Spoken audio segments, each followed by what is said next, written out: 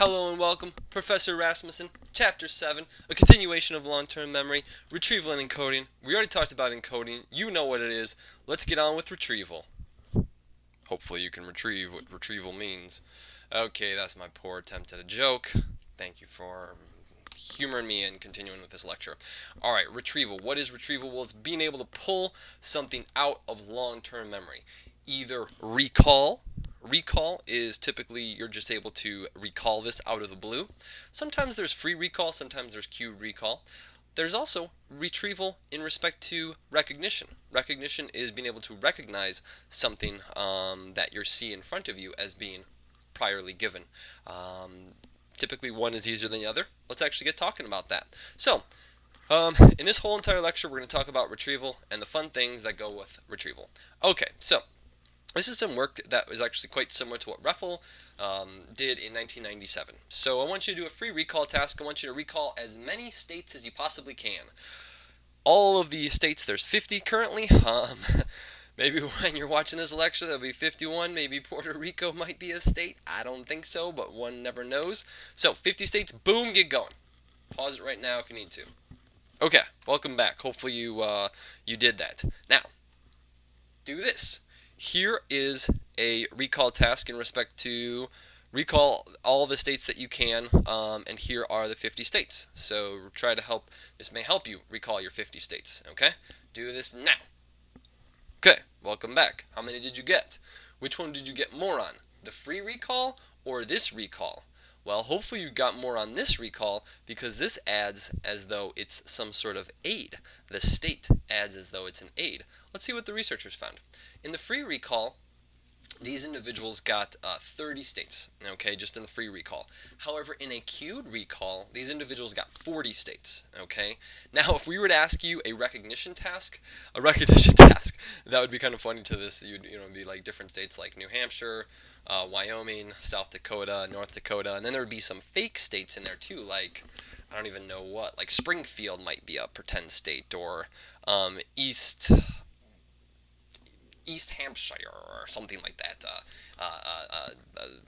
Southern Florida maybe, or something, whatever. That would be the foils, that would be the fake states, and you'd have to pick out which are the real states versus the fake states. The real states would be really easy to pick out, obviously. Recognition is oftentimes easier, but you can even see here that free recall is actually typically much harder than queued recall. So even in a recall task, if you're queued to the information, it actually assists you quite dramatically. So 30 versus 40, quite a big difference. So this is just some data that suggests that the more cues an individual has, the easier it is to pick out that memory from your long-term memory. Why? Because there's more connections being made.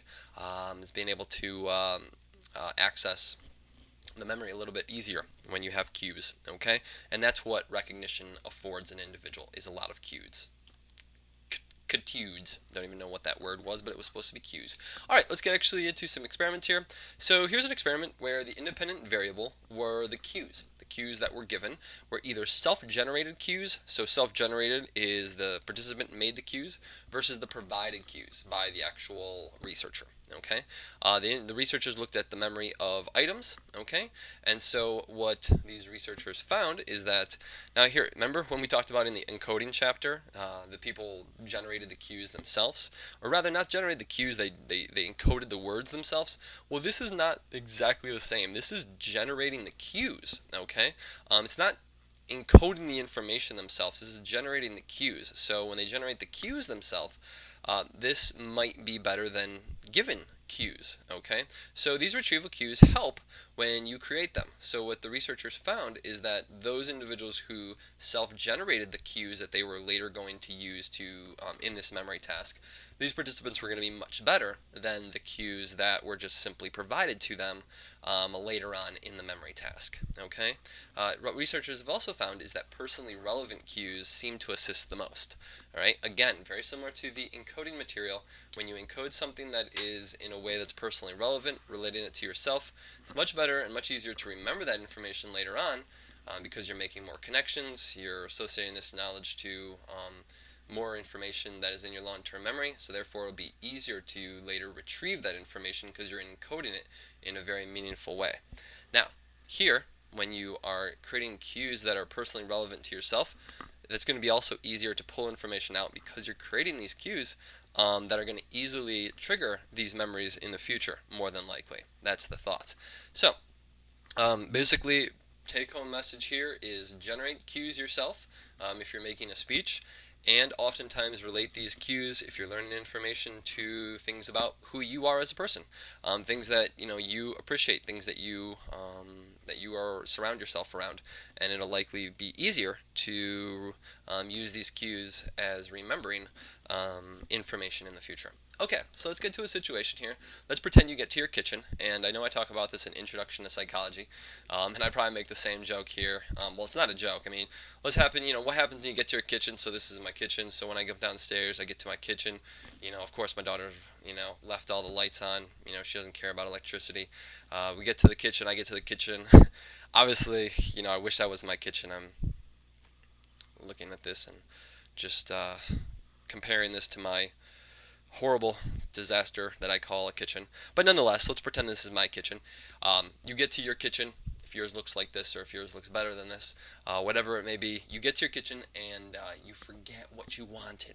You ever had that situation where you get to the kitchen and you forget what you wanted, and you get down there, I swear, you just say to yourself,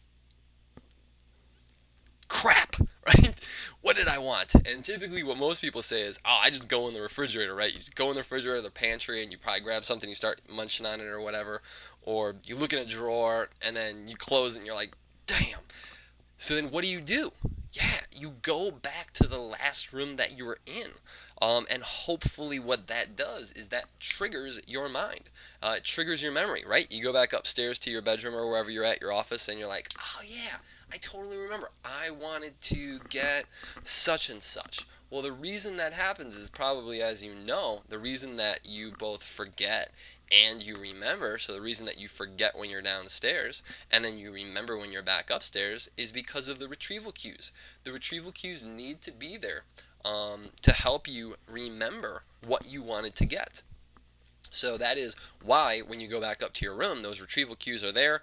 The scene that you remembered, the scene that you originally stored in your head, what you wanted to go get, like you wanted to go get some ice cream, you thought about that in your room. And so those cues in your room are associated with that memory of getting ice cream. So then when you go downstairs, those cues are no longer there. So it's kind of hard to think about getting ice cream if you weren't consciously, rehearsing, I need to get ice cream, I need to get ice cream the whole way down the stairs, which most people don't, which most people do not do. They go downstairs and like, oh man, my carpet looks dirty. I think I need to clean it. Oh, and this needs to happen. Oh, and that needs to happen. And what if I put sprinkles? And then, oh, what if the dog needs to go out? Oh, I need to feed the guinea pig. So on and so forth, right? You're not thinking always about the ice cream. So when you get downstairs, ice cream isn't in your head, retrieval cues ain't there, and boom, you've forgotten what you wanted to get. Now, what is this term? This has a particular term, okay? It's called encoding specificity, okay? It is a failure to retrieve information, and it is called encoding specificity. Encoding specificity is when the cues present at encoding, so present at the time that you stored something, are not present at the time of retrieval. Okay? Oftentimes, when the cues are not present at the time of retrieval, there's going to be a retrieval error in some fashion. There's going to be a difficulty in trying to retrieve that information because those cues that are there and present at the time of encoding assist dramatically in the ability to retrieve information later on. All right? So that's encoding specificity. Okay? Very important concept to understand. Now, what researchers have looked at, Radvansky and colleagues in 2011, came out with a really cool paper. The paper essentially supported supported the hypothesis that the doorway, the actual legitimate doorway that an individual passes, the threshold, actually is the thing, I guess you'd say the substance, the device, that is making the person forget. Isn't that weird? It's almost as though the doorway is making the person forget what they had in mind. And basically, yeah, the researchers tried this with a with a really cool study. It was a virtual reality study. They had people in classroom, or in like fake rooms, and they had them have something in a box that they had to grab from the room. They put it in the box that they had in their hands, and the people walked in throughout the room. While they were in the room, they could remember easily what they had in the box. But when they went to another room, it took them longer to remember what they had in the box, and thus suggesting that these participants somehow, when they went to a new area, it was as though this whole new scene, after they crossed into a new doorway, it was as though they could not necessarily remember what they had put in their box overall. It was a little bit, the memory was a little bit decreased. So what researchers kind of posed here was that it creates a new event representation in the individual's mind. So there's this event representation that you have while you're in your bedroom, and everything that's in your bedroom when you're there can easily somewhat be assessed. If you have something in your pocket and you put it in your pocket from the bedroom, you'll easily remember what it is. You go to another room though, now you're creating a new event representation with in respect to the hallway and the things that you do in the hallway. And so possibly that's what's going on. It's still debatable, but kind of cool research suggesting that doorways make people forget. Alright, so let's go on to some encoding specificity work in respect to some original work by Godin and Badley, alright, 1975. And what these researchers did was a very popular seminal study on encoding specificity. They looked at individuals and they seriously had these people study words either underwater or on land. Yes, I swear to goodness. They had people put on scuba gear, all right, and learn a list of words underwater, or they had these people just learn these list of words on land. Then, in the test phase, they had these participants who are the underwater. They had them either try to recall the words while they're underwater or recall the words while they're on land. And the on land folks, they had to recall they had to recall the words underwater, or they had to recall the words on land. Okay, and so you see what's going on here is that both conditions, the underwater and on land, are going to be separated into two different conditions: the underwater versus the underwater, and underwater versus the on land, and then the same thing for the on land folks. So for encoding specificity, where should memory be the highest? Where should memory be the highest for encoding specificity? Well, yeah, encoding specificity would predict that the cues that are present during the learning phase, that would be the study phase, if those cues are present during the test phase, memory is going to be improved. So for the underwater folks, it should be better than underwater and on land. And then the on land should be better than the on land underwater. Okay, because encoding specificity, underwater cues are there when they test, on land cues are there when they test. But they're not for these two middle conditions here. And overall, that's exactly what the researchers found. In general, when the encoding specificity was present, individuals had an improved memory versus when there were the cues that were available at encoding were not available at the time of retrieval. So as you can see here, the encoding specificity location is higher, and the one where the cues map on to the study and the test was also higher here than when they were not present. The cues were not present at the time of retrieval. So this is evidence for encoding specificity. Now there's some implications for having encoding specificity, and that in respect to studying. You definitely can think about this for studying. So where do people study? Well, where do they take the test? It's kind of interesting questions, right? So let's pretend that an individual studies with noise. Okay, this is what researchers did. They had these participants study with noise or in a quiet area. Now in the test condition, what these researchers did is they had the individuals with the noise also test with the noise, or they tested them in a quiet condition. In a quiet condition versus noise, and then in a quiet condition versus quiet. Okay, so again, we see that there's some encoding specificity with noise, and then in quiet, quiet. So where should the better memory be? Yeah, absolutely. And you see actually similar things.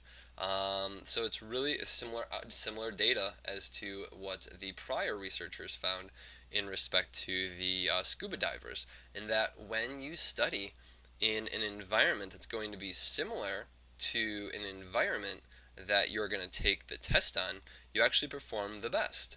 Okay, so kind of interesting. I mean, can you imagine, like my daughter, she listens to music while she studies, And then the test, though, she can't listen to music. So yeah, she's likely going to perform worse than if she studied in a quiet area and then, obviously later on tested in a quiet area.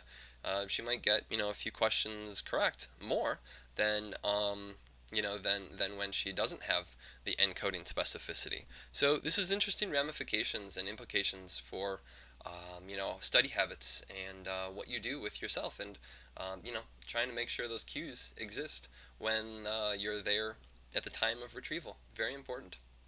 Okay, let's talk about something very similar to encoding specificity. Encoding specificity is also called context-dependent memory. So let's just backtrack really quick here. Context-dependent memory. Sometimes people become dependent upon the context that they learn something because the cues need to be there at the time of retrieval, oftentimes to help cue up the retrieval. So context-dependent memory. So state-dependent memory is very similar. State-dependent memory is not like the state that you're in, like physical geography location-wise. The state is typically referred to here as the mental state that an individual is in. So learning is associated with a particular internal physiological state. Okay, so researchers have noted that this is possible. There's not a whole heck of a lot of evidence for this, but kind of cool research. But anyhow, basically what these researchers do is some find that there's a better memory if a person's mood at the time of encoding matches the mood at the time of retrieval. So if you're in a happy mood while you're studying and you're also in a happy mood while taking the test, well, it's likely that you're going to be able to retrieve more of that information than if you're happy at the time of encoding but then mad at the time of retrieval. So here's some data, or here's some, here's some data. Experiment, sad versus happy. Test, sad, happy. Sad, happy, the encoding specificity. It's really not encoding specificity, but the state congruency. Sad, sad, happy, happy. Where should memory be the best? Boom, as you see here. It is interesting that the sad, sad was a little bit higher than the happy, happy. This could be, again, sampling error. Maybe it was just those participants did better. But what you can see overall is some state-dependent learning. When the mood is congruent with the moods are congruent with a study versus a test phase, it's much higher than when the mood is not congruent with the study and the test phase, as you can see here from this this reddish orange to the blue, and then the reddish orange to the blue. So again, very important to have your state match on from the time that you study to the time in which you are later tested. Alright, let me give you an example here of state-dependent memory that I think is fantastic. This is from The Simpsons, so if you like The Simpsons, great. If not, you might want to just fast forward through this. But I think this is a really good real-life example. Real life, The Simpsons, real life. Make-believe, but it definitely represents us. So here's The Simpsons for you, okay? So Homer, in one of the episodes, this is one of the earlier seasons. I don't remember what season, but I remember seeing this when I was a lot younger. Homer, he's at the bar, okay? He gets really intoxicated, okay? I think he was drinking some sort of special beer. It was like Red Tick beer. Really particular beer. It wasn't his normal Duff beer. Got extremely intoxicated. He ended up walking home because he wasn't able to drive because he was so intoxicated. So he walks home, but he sees a ghost. He sees a ghost in the woods. He runs home, and then he's at home, and then the X-Files, Mulder and Scully come, and they interview Homer, and they talk to Homer. They put him through all these sorts of tests, and Homer tries to tell him where to go, but he can't find the location. So they say, well, what were you doing? And he makes up some story, some funny story. But then he actually goes back to the bar, and again, I think it's that Red Tick beer. If it's not, then, lambaste the heck out of me. But I don't think it was Duff. Goes back to the bar, gets extremely intoxicated, and then is able to bring Muller and Scully to this location where the ghost should be. Doesn't turn out to be the ghost, but you get the point. This is state-dependent learning, right? So why is this state-dependent learning? Well, Homer had to get back in to that intoxicated state to remember where he originally saw that ghost or that alien, whatever it was, okay? So good little way that Hollywood used state-dependent learning in a very classic and funny way. Alright, let's get on with the last thing here. This is a beast. This is an awesome topic, super important for people who are going to be an educator or going to be a manager in some way, some sort of teacher to try to teach people. and have these people demonstrate that they learned what you taught them. So this is called transfer appropriate processing. A lot of people don't know this name, even educators, but really, really good term to wrap yourself around. All right. I don't know if I've ever used that word before. A good term to wrap yourself around. Wow, don't ever quote me. Okay, don't ever quote me. What I meant by that is a good term to put in your lexicon. Okay, meaning use it or put it in your word bank and then potentially use it. So transfer appropriate processing. Transfer appropriate processing is the ability to better recall a test that is used at retrieval if it is similar to the test or the way that information was studied at encoding. Okay, a better recall if the test used at retrieval is similar to the test at encoding. Okay, so how is this studied? Well, let's tell you. All right, so you learn one way and then you recall another. All right, this creates a problem. If you learn information one way, but then you have to later recall information in another fashion, right? You can see that. That's not transfer appropriate processing. Transfer appropriate processing is you learn information one way and then you're tested that way. Okay? Participants and people don't seem to be able as well to learn information one way, and then if they're tested in this whole new fandangled way, to be able to demonstrate that they learned what they actually learned. And this just makes sense, right? This is totally like, duh. If I didn't learn it that way, how can I even be tested later on, I mean, this is what kids get, they have problems with, and parents have problems with a lot with schools, where it's like, hey, you taught my children this way, but then you tested them in this completely different way. That just doesn't seem fair. So what transfer appropriate processing is the need for an individual to have the test map onto the same manner at which the study was, or the teaching format was, or the original test or quiz was. So this is transfer appropriate processing. People oftentimes can transfer information better when those sources, the study and the test, are similar. Let's give you a couple examples here, and I'll give you a study. So just think about the learning portion. If you learn information in a song format, and then you have a break of like a day, and then you're tested later on in a song format, well, you're going to do a lot better on that test than if you're tested on some sort of short answer. That's because you learn the information in a song format, and then later on you're going to be tested in a song format. So it matches. Transfer appropriate processing. Okay. Now, let's give you some examples here. Now, Morris and colleagues on day one, what these researchers did is they gave people a sentence regarding words' meaning or a sentence regarding words' rhyme. And I'll give you an example in a second. Now, on day two, the retrieval was standard recognition task or the retrieval sentences regarding the words' rhyme. So do you see that in day one, the sentence regarding the words' meaning, there's going to be transfer appropriate processing if you give a person retrieval was standard recognition task. But if you had the sentence regarding words' meaning, a sentence regarding a word's meaning was given on day one, but you test them in respect to how that word rhymed, they're probably not going to be able to remember what they learned, and that's not going to be transfer appropriate processing. Okay, so this is going to create a problem. Same for the second sentence, or the second example. So here's an example. The blank had a silver engine. So the participants either chose the train or the apple had a silver engine. Well, it's probably going to be the train. Blank rhymes with legal. Well, eagle rhymes with legal, chair does not. Okay, so eagle, great. Okay, now day two, standard recognition again. So for the meaning, so train or apple, and then the words that rhymed and state if the word rhymed with a target. So the words that rhymed and state if the word rhymed with a target. Participants were given similar tasks to day one and day two on day two. Okay, and what the researchers found overall, though, is if you encode information in respect to the meaning versus the rhyming, in the retrieval, all right, phase, okay, so the encoding phase, the retrieval phase, the rhyming recognition task, okay, so there's transfer appropriate processing, rhyming, the meaning. So this is, sorry, I'll give you the data, 33%, 49. Okay, great. So this is suggesting that the rhyming recognition task is much better when the individuals learn it as a rhyming task than if they learn it as a meaning task. So 49% versus 33. So again, evidence for transfer appropriate processing. Okay. Now let's look at the next one.